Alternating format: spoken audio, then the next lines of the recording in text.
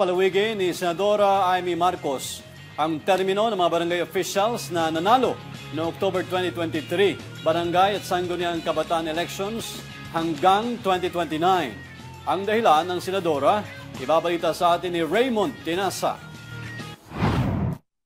Isusulong umano ni Senator Amy Marcos ang extension sa termino ng mga nakaupong barangay officials. Ginawa ni Senator Marcos ang pahayag sa Annual Provincial Congress ng Liga ng mga Barangay ng Leyte sa Pasay City. Sinabi ni Senator Amy, batid nitong hindi sapat ang 18 buwan na panunungkulan ng mga barangay kapitan at konsehala para ipatupad ang kanilang proyekto at programa. Ayon kay Marcos, nais ito mapalawig ng 6 na taon ang termino ng mga barangay officials para iwas ng gastusin sa eleksyon na kasabay sana sa midterm election sa May 2025. Batay sa kanyang resolusyon, isasagawa ang barangay elections sa 2029 o isang taon matapos ang presidential elections. Umaasa naman ang senadora na pagsapit ng July ngayong taon, may pasa na ang kanyang panukalang batas kundi ay kukulangin na sila ng oras sa Kongreso.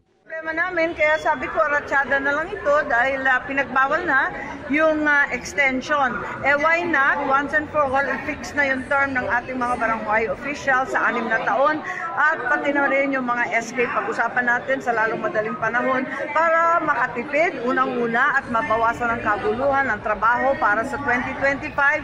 3 ang eleksyon, may BARM na alam natin first time, tapos yung regular national na napakahirap at automated, pagkatapos may BSKE pa na manual pa. Ako, si Raymond Tinasa para sa Kwentong Politiko.